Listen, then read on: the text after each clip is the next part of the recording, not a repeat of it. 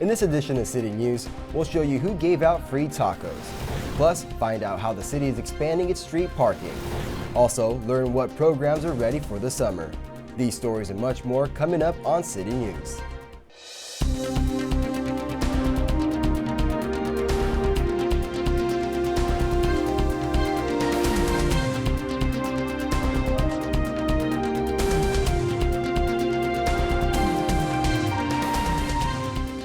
Hello and welcome to City News. I'm Daniel Lindley.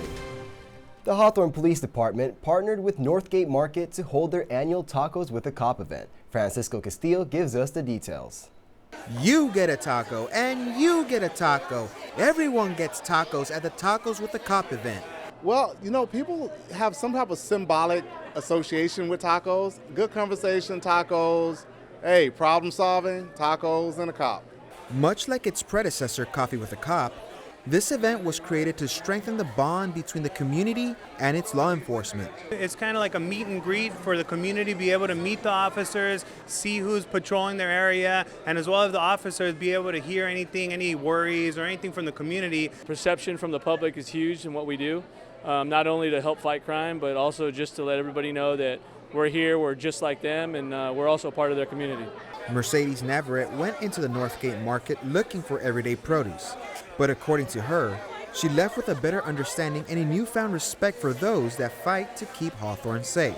This is a great event. I'm glad I came. They got free stickers. They're happy.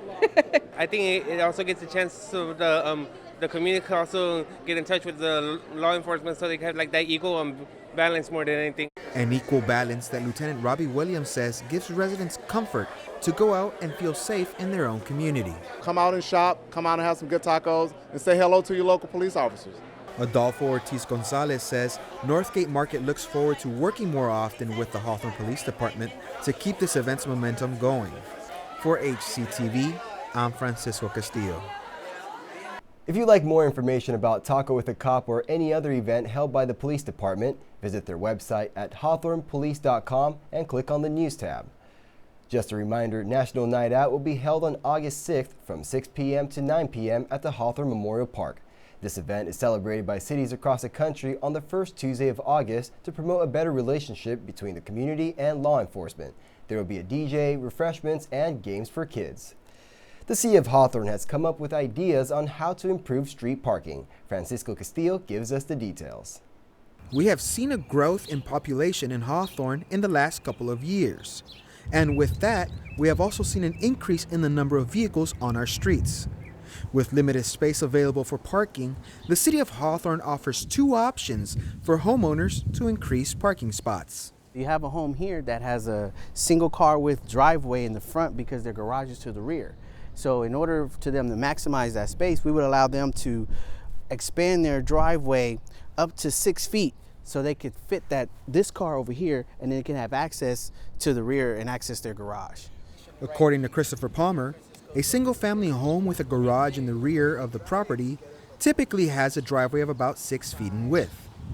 Upon approval, a resident will be granted the opportunity to widen their driveway an extra 6 feet depending on the situation. If you have a driveway in the front and a garage in the front, that's not something that you could expand. It's already the width of 2 cars. So the idea of letting you expand has to do with like passing by.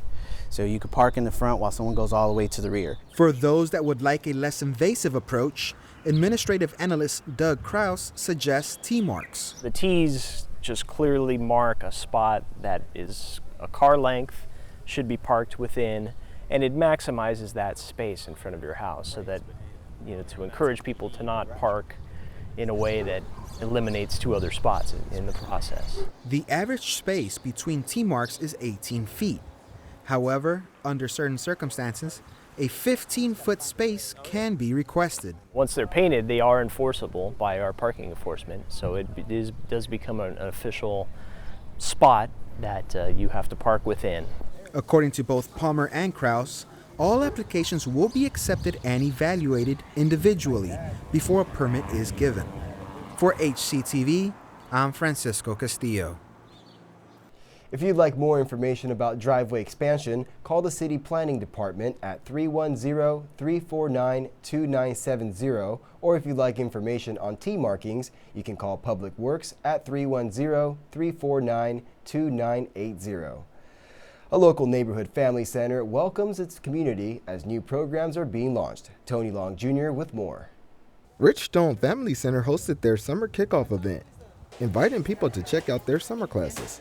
So we're just trying to get our families that we already serve and families from the community to come in and learn about these services and hopefully participate over the summer. Several of the classes promote physical wellness. We are launching our wellness program, and we just hosted a 15-minute Zumba workshop because every month we offer Zumba here free one Saturday a month. So we just hosted a little workshop so people could test it out.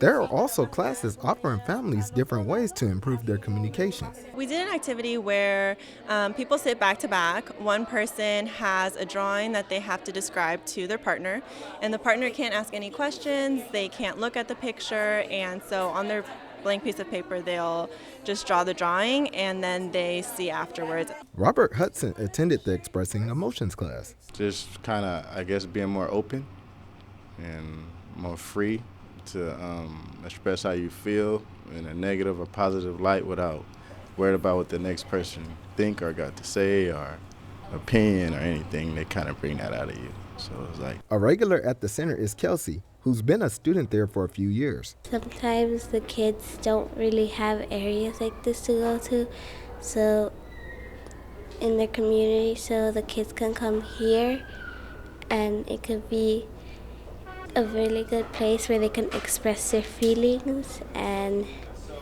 have fun. Marriage and family therapist trainee Seth Maggi details the urgency for being aware of suicide prevention. Suicide is very preventable, but it requires the friends and loved ones of a person at risk to know that the person's at risk and to be willing to intervene. So knowing when someone is at risk for suicide can help keep people you care about alive. According to Richstone Family Center officials, a number of programs will be available during the summertime, free for the youth, ages 5 through 12. For HCTV, this is Tony Long Jr. For more information on programs and events, contact the Richstone Family Center via email at rfcinfo@richstonefamily.org. Coming up next on City News, find out where a group of students enjoyed an overnight stay. Plus, we'll show you what has a local youth dressed up in Dodger blue. There's more news ahead. We'll be right back. Welcome back.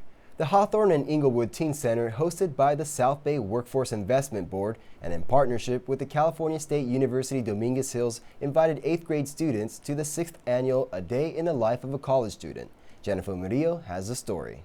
13 8th grade graduates jumped on a bus to CSU Dominguez Hills to experience college life in a 2-day field trip. This is just to expose them and, kind of give them an eye-opener of their options, for college. It would be a good experience to come and, explore. It's cool. This trip helped students with college preparation by providing several workshops and an overnight stay in the dorms. I expect to learn what classes they have, what they offer, what fraternities, or if they don't have fraternities or clubs they have.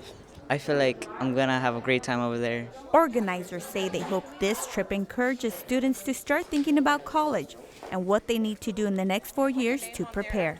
For HCTV, I'm Jennifer Murillo. To learn more about the Hawthorne Teen Center and their programs, visit their website at www.southbay1stop.org/Hawthorne-teen-center. Players pulled out their finest clubs in an attempt to raise money for local students. Sam Vargas has more. Residents from all over the South Bay have returned here to the Chester Washington Golf Course for the site of the 15th annual Steve Tabor Golf Classic. This is crazy. It's amazing that we've had it going this long. It's really wonderful. We started on a whim and it just gets better every year. The event is thrown by the Hawthorne Education Foundation with the hopes of raising money for local schools. The foundation supports the Hawthorne School District with a variety of activities and sponsorships for students to go on field trips, supporting our musical program, and lots of additional supports to our regular academic program. This is great. I mean, I understand it's sold out. We have like 144 golfers. So the more golfers we have, the more funds we can raise for the kids. Those who participated were treated to a day of fun, games, and a little friendly competition. We had our putting contest and we had our 50-50 raffle, which supports the Terry L. Moore Scholarship, which goes to a Hawthorne Math and Science Academy graduate.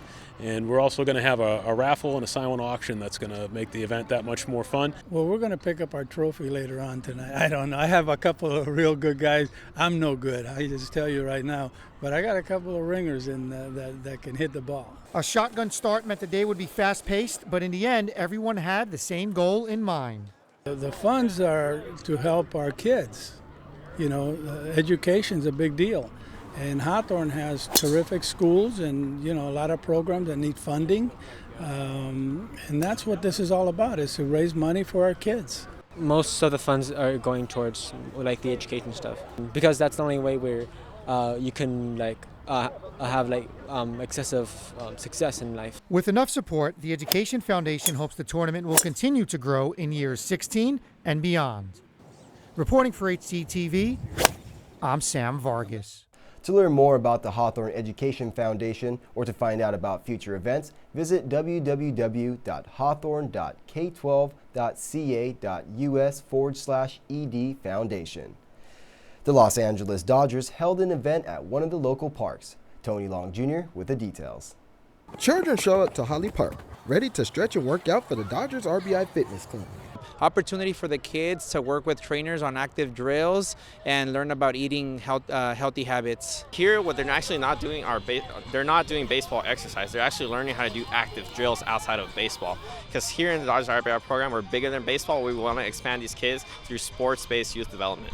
Parent and coach Joseph Gerald believes that children should not take the opportunity to participate in the fitness clinic for granted. Give it their 100%. You don't really get this opportunity anywhere. I know me growing up, there wasn't that many opportunities like that. So I'm really happy for my kids as well as any other parents' kids. And the parents' dedication to bring their kids for us to have these kind of programs. Ronika Merrill hopes her son succeeds in something else from the clinic. He's a shy kid. So I hope from him playing with the other kids in the field that this will help him from not being so shy and, be more open. The Dodgers were not the only local professional sports team involved with the clinic, as the Los Angeles Lakers Youth Foundation was on hand as well. To partner with something like the RBI Fitness Program is exactly what the Lakers Youth Foundation does, is we reach out to the community and we put events and fitness and health and fitness clinics into a community that doesn't normally get it. Amir, one of the young athletes, appreciates the fitness clinic. I like to run around the bases. Carlos Calderon of the Dodgers Youth Foundation says that despite the clinic only being in Hawthorne once a year, the youth are able to attend the clinics throughout the city of Los Angeles. For HCTV, this is Tony Long Jr.